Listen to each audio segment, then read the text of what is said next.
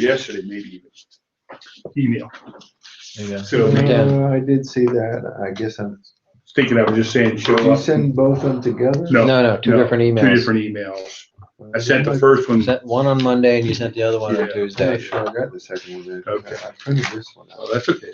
We'll get you a copy real quick. Okay. Yeah, Not a problem. yeah, I've got The one right here. second one's a little shorter. Yeah, it's just I'll explain that. it's just 3 pages. This one's the big one. Yeah, that's long. Yeah. I like the way you went into all the spiritual gifts. It was, Right. He said that it was coming later. yeah.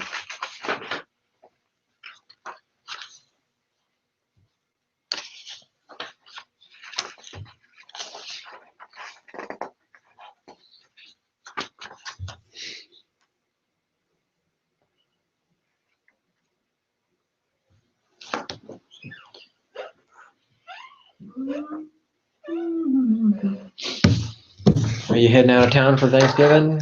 Spending it with your No, brother? I'm today? not. I'm not going anywhere. I'm staying home. Here you go, Okay.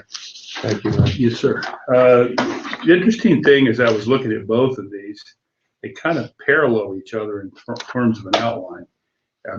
If you like simplicity and you like alliteration, both of them start with defining the terms, so you can look at it as what's the meaning behind the concept. Then I talk about the motivation behind the concept in the context of the first lesson, serving one another. If you examine all that's going on in Galatians 5, the understanding that, you know, we have a liberty or we have a freedom, but that freedom that we have is for one purpose only, and that's to serve others. To me, that's a huge point that you can really camp on. What should be our motivation for service?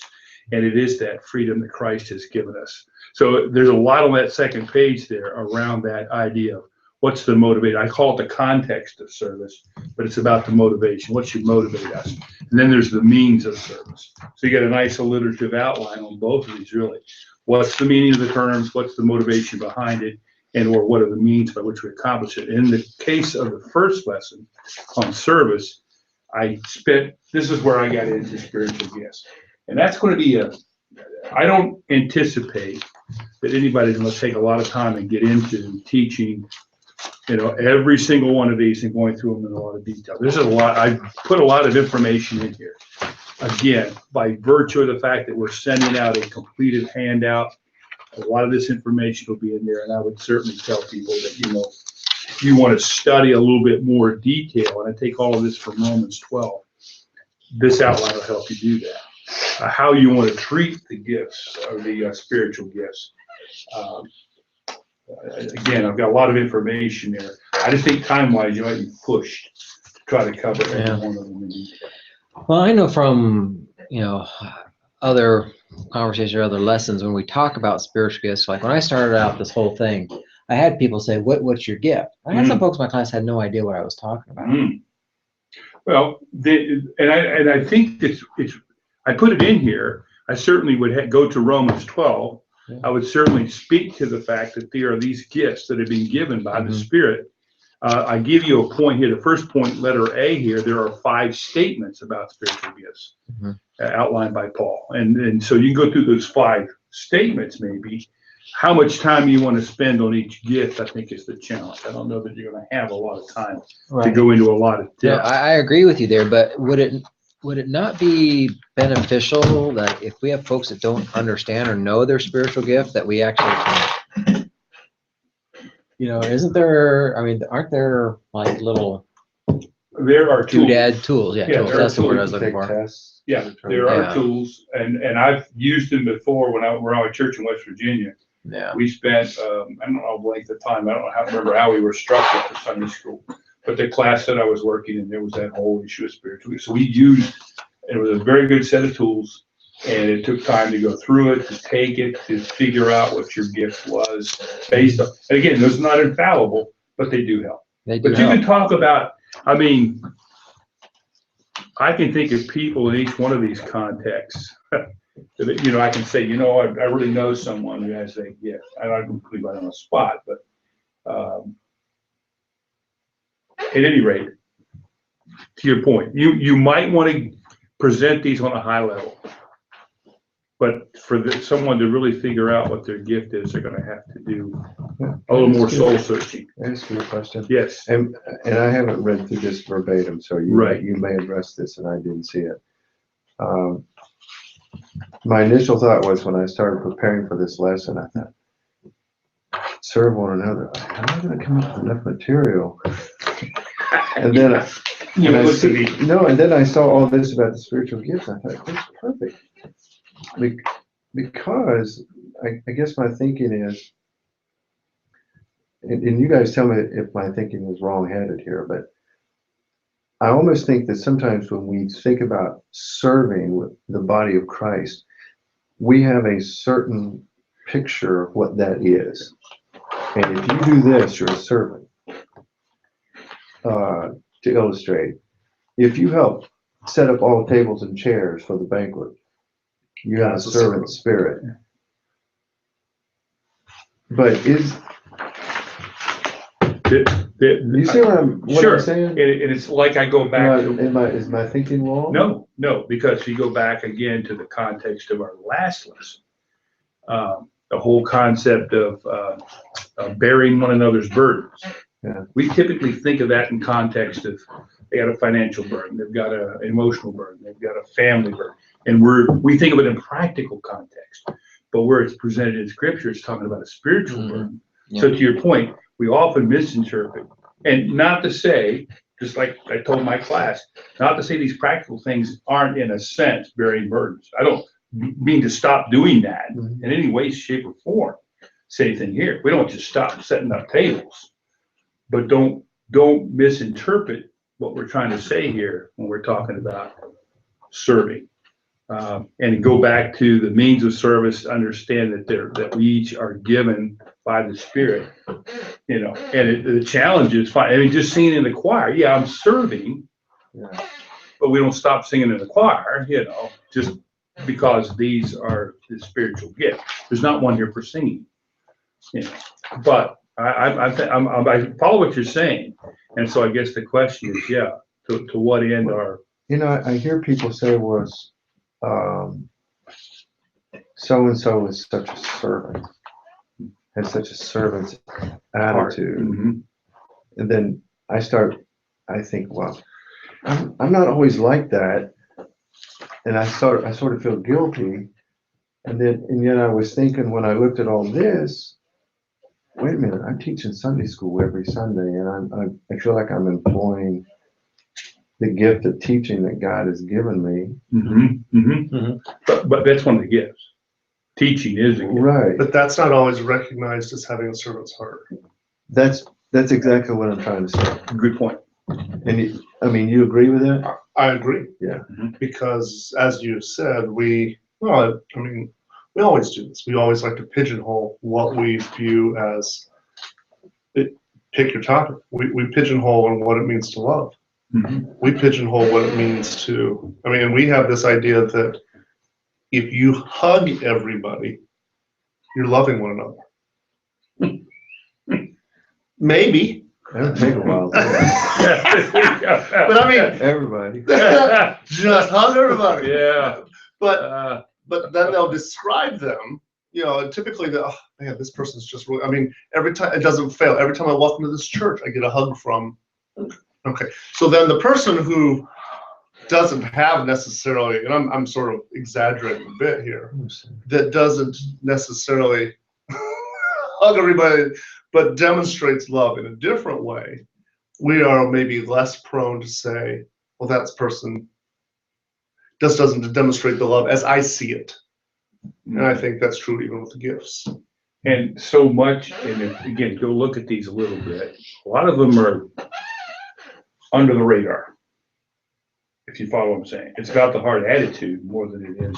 Well, in the some demonstration. respects, teaching is under the radar because it takes preparation time. Yes.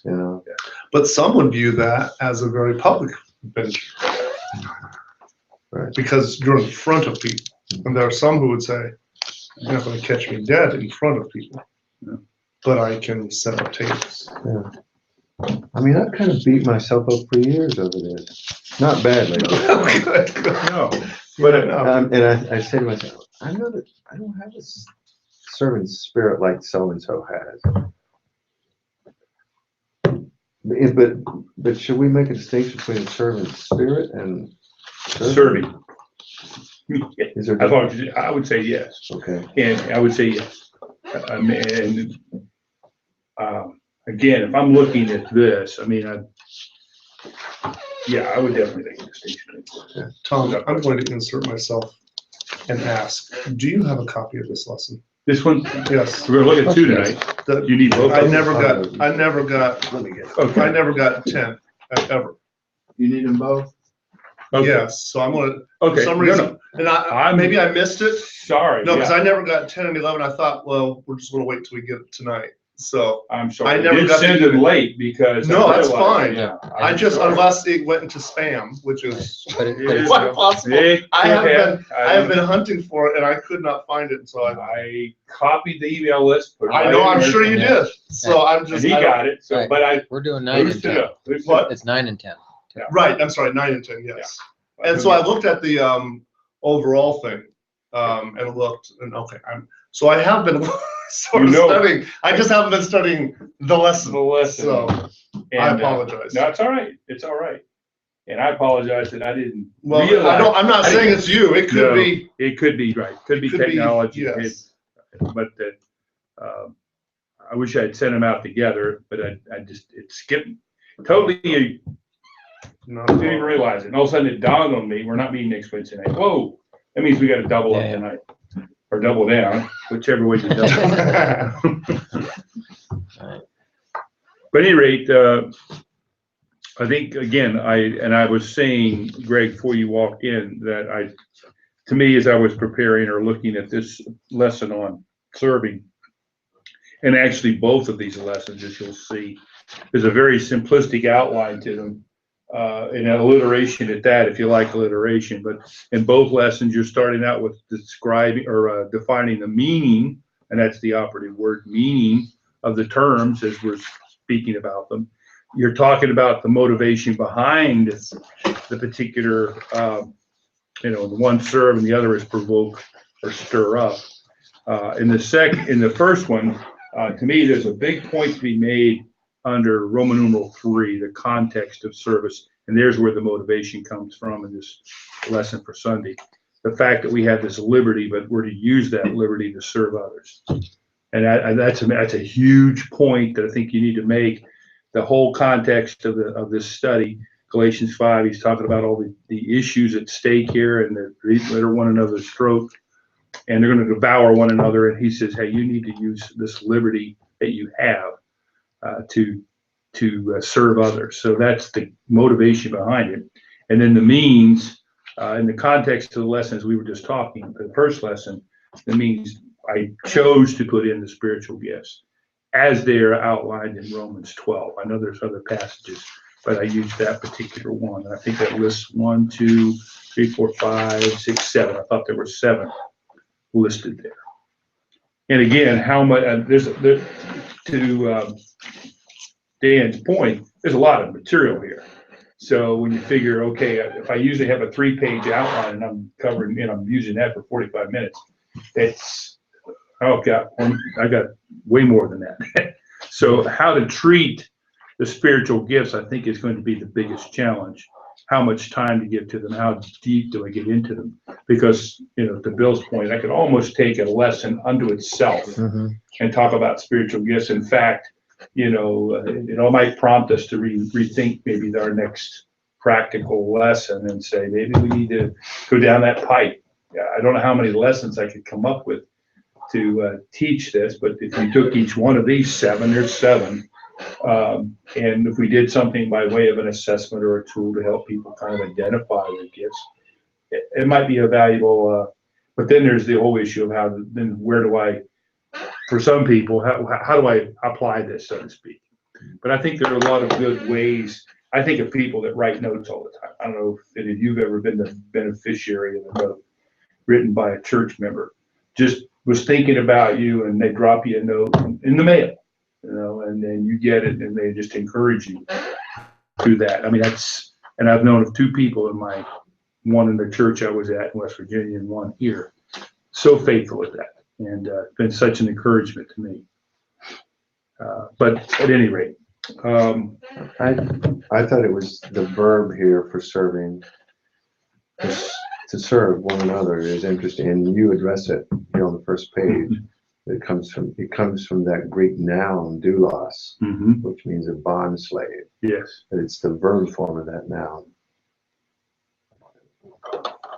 One commentator says, "Enslave yourselves to one another." How he translated it. interesting. Like that. It's not the same word as for deacon. And Right. you make that distinction. Right. Yeah. Mhm. Yeah. And The Greek word. right, and I think that's if I'm giving them, if I want to discuss the meaning, I want to make that very clear. Yeah, definitely. And a thought occurred to me, it's almost that horizontal, vertical. I always get to this balance. It's that horizontal, vertical Right. idea that if you're going to serve people, you have to be enslaved first to Christ. If you're not enslaved to Christ, then you're not going to. Or do you say that?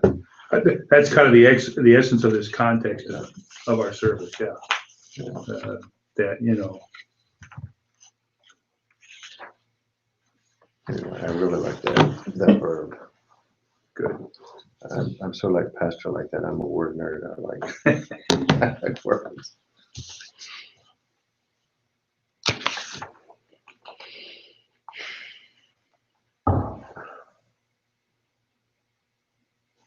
Yeah, this quote from Boyce I thought was really good. You can kind of pull from it. You don't have to use the whole quote. The bottom of page 2 there. The freedom we have been called to in Christ is a responsible freedom that leads to holiness of life. Called to freedom, yes, but this is a freedom to serve God and others as love dictates. Okay, and he goes on to say, it is ironical that having urged the Galatians not to become slaves to law, Paul should now encourage them to become slaves of one another. For that is what the verb translated serve means. It's a paradox. But the paradox is instructed. The Galatians are to be slaves of one another. So the slavery is not at all like the first. In fact, it is the Christian form of being free. Slavery to sin is involuntary and terrible. Slavery to the law, which comes by choice, is foolish and burdensome. On the other hand, slavery to one another is voluntary and a source of deep joy.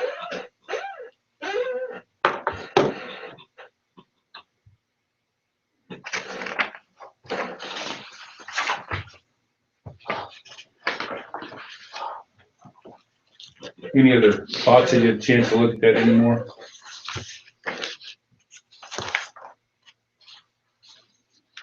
I was thinking, Bill, maybe you could. Do you give your class this whole thing? Maybe you could photocopy those last 3 pages at least and get that to them, which explains this various spiritual gifts. Yeah. And again, this goes out with email, but if people are asking about it, I'd definitely go ahead and give it to them if you wanted to. If you just, Right. They're Well, getting change the header. Yeah, they'll get the email that goes out every week preparing for Sunday, the one that Joe sends out, has an attachment That's with right. it, which a lot of people I'm realizing have no clue. Even though it says in the email, but it's not to the end of the email. Right. And people They're just not start getting all the way reading to the end. They're not reading all the way to the end, but it says attached is the outline from last week's study for your personal review and what have you. And there is an attachment. And I've had a dozen people at least come up, I'm not getting your email. I said, well, if you're getting it, are you preparing for Sunday? And That's Joe's email. Then that's the one. It's attached to is there an attachment? Yes. Go back and look. There's an attachment to that email. But I've tried that as a means of getting this out. I know some people have openly told me they are looking at it, they are using it. So I think, well, good. And again, I know you're going to get 100%. Some people don't even read that email. So, yeah. Any other thoughts though, relative to any of this?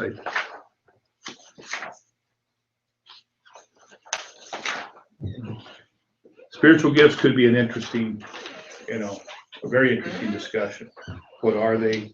What do they look like in practice, so to speak? Well, I think it presents an interesting way to talk about serving one another, as opposed to what we just were talking a minute ago about that typical response, like, setting up chairs and stuff like that, that servant's heart.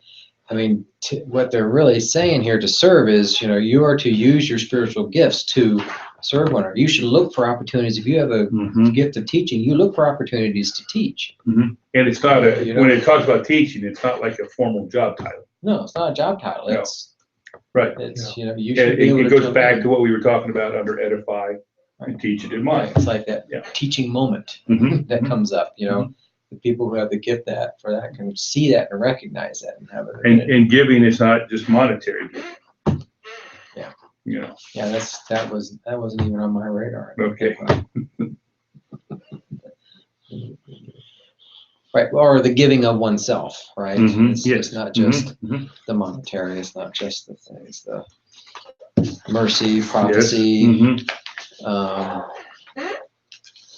I think that's the interesting thing. If you read through them, I think you'll find that, like. Do you have discernment? I don't see. Don't know if discernment is in this list. Okay, I didn't make this list. Yeah. It just depends on which one, right? Yeah, You which did passage. Romans 12. Yeah. Going with the on the other ones. There's a discernment. Okay. I think what I'm going to try to do is find a tool that I can very quickly, because I was just looking at one there, it was 55 questions. There's a lot of online ones.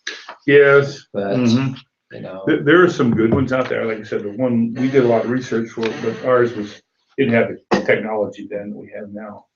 It was a booklet kind of a thing. Right. I might head over to Lifeway, because I thought there are some things, they have some resources there as well. Let's see what I can get from them. There may be spiritual gift tests online. Well, there's a whole bunch of them, but they want you to log in and give me your email and send you your results, and or a little here, let us, we'll help you, you help us type thing. Right. And then the ones that are free, you don't know, not really that reliable, because you got to have that on how to interpret. You got to have that whole tool on how to interpret the responses, and there's some really simpler ones too that are out there, that just how you score in certain ways, as opposed to the personality tests, those types of crazy things. Yeah.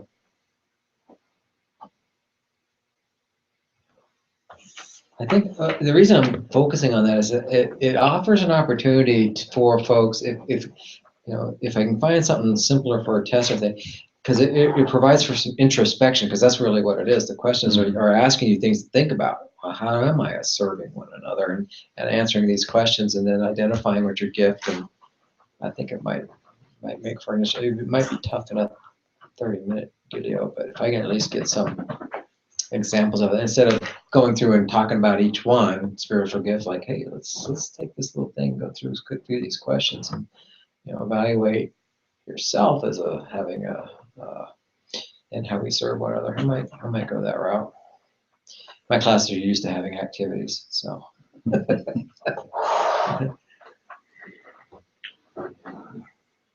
Well, let's slide over to the other lesson then. Look at provoking. Do we really need teaching on that?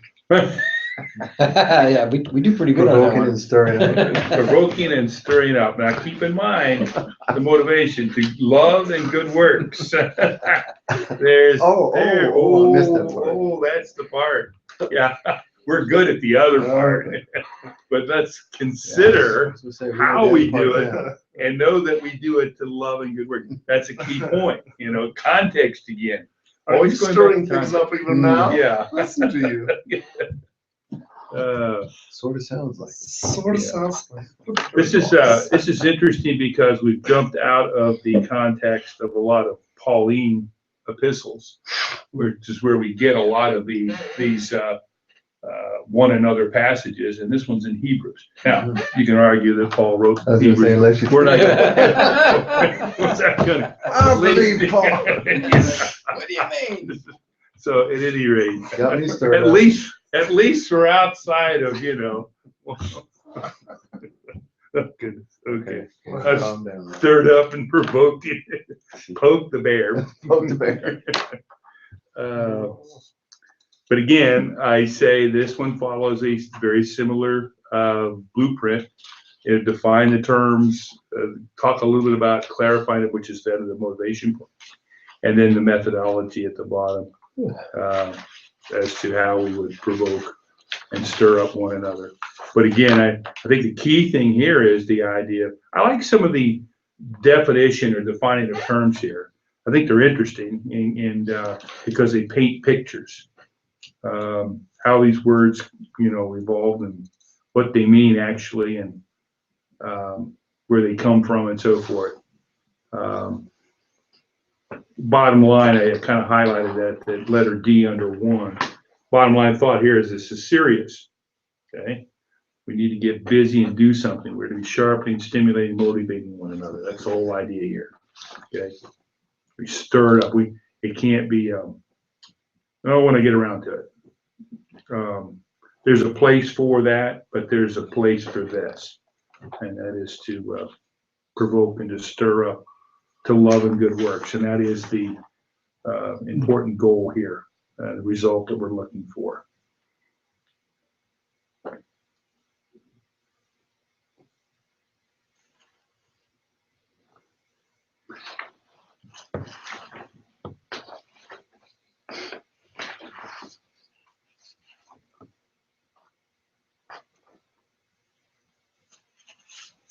This will be a fun one. I think so. Get into this one. Yeah, I think this one, I as I'm looking at these two, I think this one will be a little, The lesson that we had on edify, admonish, and Teach. teach, how does that dovetail with this one right here in your mind?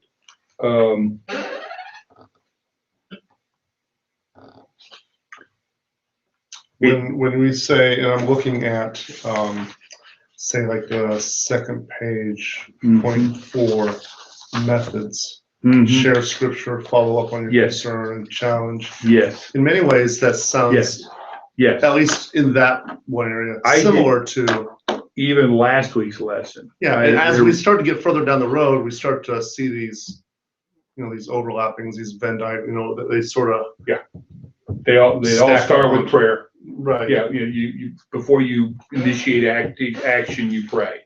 You know, that your heart's right and that, you know, the Lord would guide and direct. And yeah, to your point, and I think I brought that out the second time that I went through it. I said, think about this study that we did here. What were some of the things that we talked about? And I let them kind of, you know, come up with them.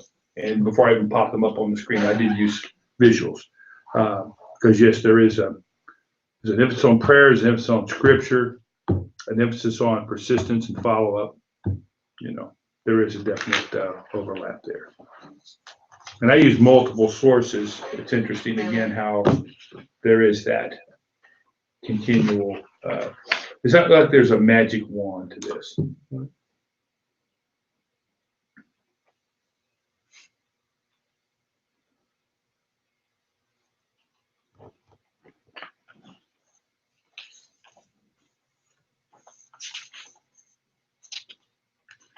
And I point out at the end of this that, you know, one of the thoughts here in provoking is encouraging or exhorting one another. But I make a point there that we are going to talk about this separately it's the next to last lesson. Well, it's the next lesson after this one. Yes, we go from provoke and stir up to encourage to pray. Those are the last 3 lessons. It's interesting, even as, you know, Dan, when we first went to here, when you say the word provoke, Yes. it's hard, in today's context, it's hard to consider that word in a positive light. It's mostly used, at least nowadays, maybe you can mostly used in a negative connotation, Yeah. sort of like the admonish part of the edify, teach, and admonish. Admonish tends to be, of the three, the harshest sounding one. Provoke sounds like, poking the Yeah. bear type deal. Mhm. But I like the idea of the stirring up a little more. I mean, I understand the word provoke, but when you're baking a cake and you've got these ingredients and you're stirring, you're mixing things up, not for the sake of bad, but for the sake of good. I mean, you're wanting to make a cake, and it's actually used to help pull things from scriptural Mhm. lessons Mhm. and bind one another together. Yeah, the online definition: stimulate or give rise to a reaction or emotion, typically a strong or unwelcome one in some. Okay. And in some respects, you could argue that, the whole idea or concept here is it's not like, it's it is a confrontational term, if you think about it, but it's a confrontation out of love that, we need to be busy about loving and It's interesting that at the end of Galatians 5, in verse 26, it says, "Let us not become conceited, provoking one another, envying one." So it uses what I would assume to be the very same word, but I'd have to look it up to see if it's exactly the same word as what Hebrews Mhm. uses. And it's in its Where's that, context, Galatians, 5:26. make a note, go look.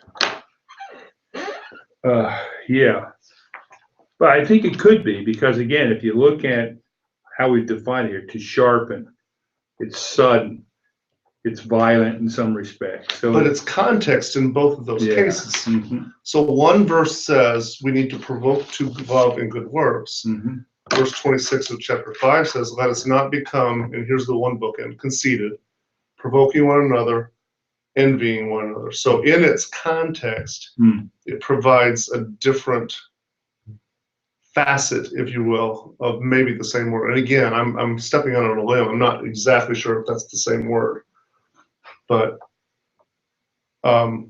especially since Hebrews 10:24, the KJV uses provoke. ESV would probably use stir up. Is that how? I'm Let's see. thinking, that's why I probably Yeah. put them both there.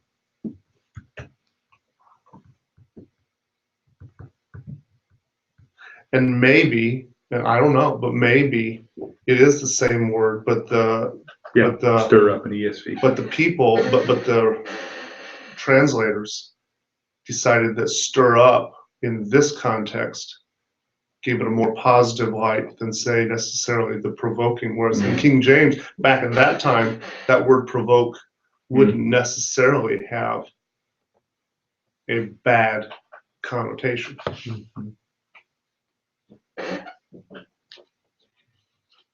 Just another word is. Yeah, but to that, now it has an immediate negative connotation. Yeah. Mhm. Provocation. Yeah. Mhm. Yeah.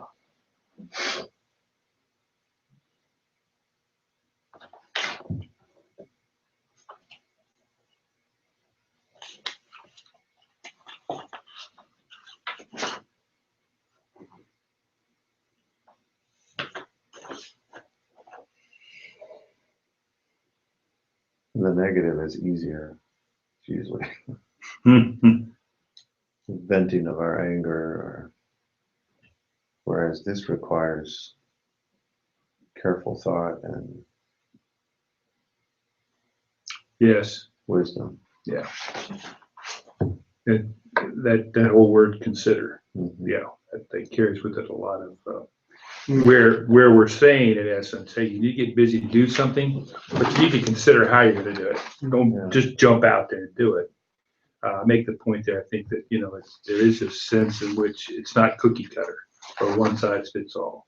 You need to give careful and prayerful thought as to how best to spur someone on. So you get into the encouraging one another here in this Hebrews passage, but do you want us, did you say that the following Sunday it's going to be encouraged? Yeah. So are we going to be in danger of repeating ourselves I then? don't think so, because all you're doing, consider this a teaser. Okay. On This the is, encouraged one, what do you use on the next one? What do you use as First your main Thessalonians, passage? First Okay. Thessalonians 5:11. Okay. Yeah, I do go to a different passage. And again, it'd be interesting to see the context and everything. I don't have that information in front of me, but I look at this as a way of saying, okay, I tied it, I go back. This is my transition. This is my connectivity between this lesson and my next lesson, to stir one another up and to encourage one another. Kind of go hand in hand. So again, these lessons, one seems to fall off of the other, but I don't have that lesson in front of me to say, okay, here's how I've tied them together. But you can see how you would do that. Tom, you and I grew up in a generation, I know, I think you probably experienced this, where this passage in Hebrews, neglect not the assembling of yourselves together, was often used almost in a legalistic way Provoking way. to browbeat people No, into yeah. church attendance. Mhm. But my concern now is that the pendulum has swung too far the other way. And I think it does apply to church attendance. It shouldn't be used to browbeat people. No, we've taken the foot off the accelerator. There's no question about it. Yeah. And I think you can talk about that in a lot of context. Church attendance is one. Yeah. I think giving is even one. I don't want to get into that whole issue of the tithe and the storehouse and all that. Yeah. But I think people have backed away from that as well. Yeah. But no, I think so. I think there's still a strong connectivity, if you please, or a strong message there. Yeah. Because I think there's a sense in which when people are not faithful and committed to church and their involvement in church, it has a discouraging effect on the people who are there. I mean, it does me sometimes, Yeah, but I'll also, my bigger concern or bigger argument is that I can see what happens to the individual spiritually. Yeah. They can say, I'm reading my Bible every day and I'm praying every day. Now, there are those who are, by virtue of their health in different situations, you can't help that. My dad was that way for 5 years. Yeah. But at the same time, I think there is something to be said for, Yeah. we need each other and we need to be together. And there's something about singing together. Mm-hmm. If that's all we did, there's something to be said for that. Let alone the reading of scripture, the preaching of scripture, and anything else that we're doing. Just seeing each other. Good to see you. I made this point to the pastor, and we were talking about, the dynamic of this church, which I don't know how true it is for so many other churches, but certainly maybe here in the Atlanta area. There's nobody in my subdivision that goes to this church. Oh, I take that back. Melanie Rice and Beck lived right around the corner from me. But I didn't even know that for the longest time. But I'm just saying that we are spread out. The footprint of this church is so much wider than the one that I was used to in West Virginia and elsewhere. Yeah. And so the proclivity for people to come together for reasons other than church, to have a dinner together, to fellowship, where we did a lot more of that there because we live, come on over. They only live 5 houses down, so you came to somebody's house. And there was one around the corner over here. And so it was much easier to get there, or much easier to be there if you were needed to serve or whatever. Any context. And it's even talking there, I talk about public worship in small groups. I mean, but we don't have a lot of that. And I told him I struggle with that and with my job. I barely get here on Wednesday nights, and I'm only here for this much time. Don't have time to say, how's it going? The 15 minutes we have, we're sitting down there putting our horns together and checking out our music for you and I to talk.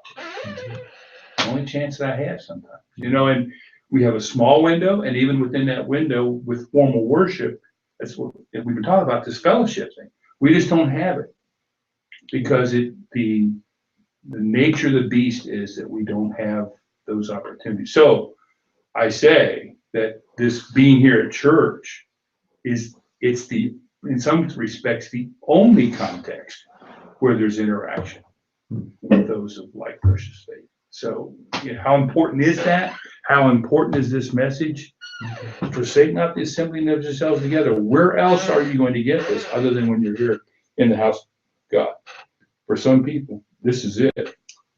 This is it. I have found that not just here, but elsewhere, when you have like a week like we have for soccer camp, which is a lot of different kinds of people doing a lot of different kinds of things together here on the hill for a common goal, common purpose, that Sunday after almost always is a wonderful time of worship.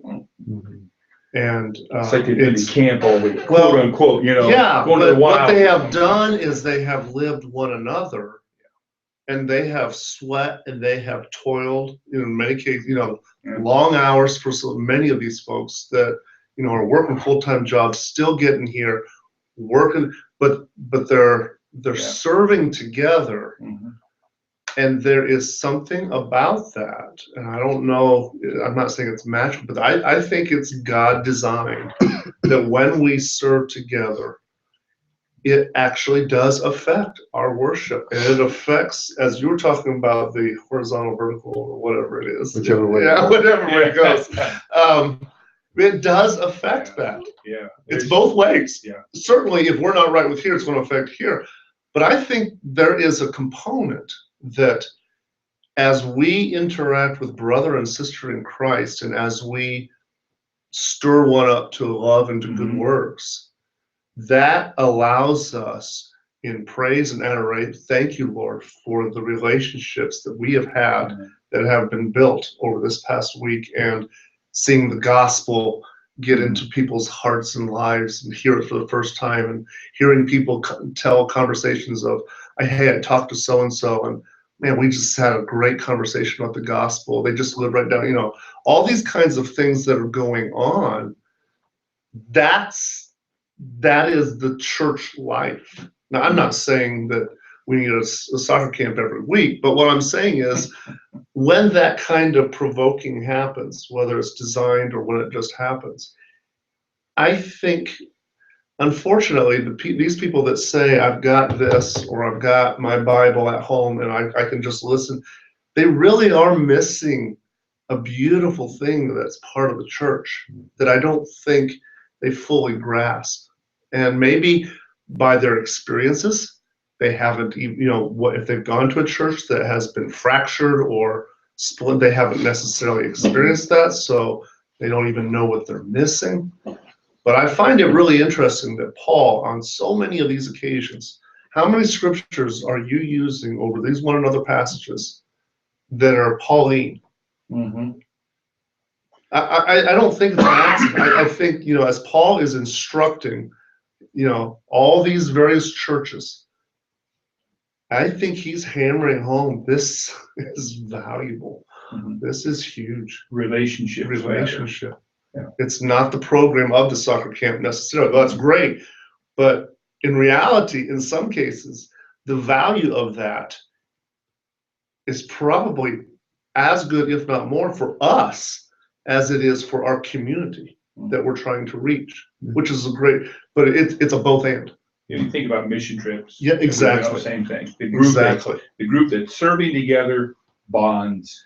If you've gone on short-term missions, you can still talk with those people on that mission trip and recount stories and answer prayers and disasters. But there is this bond.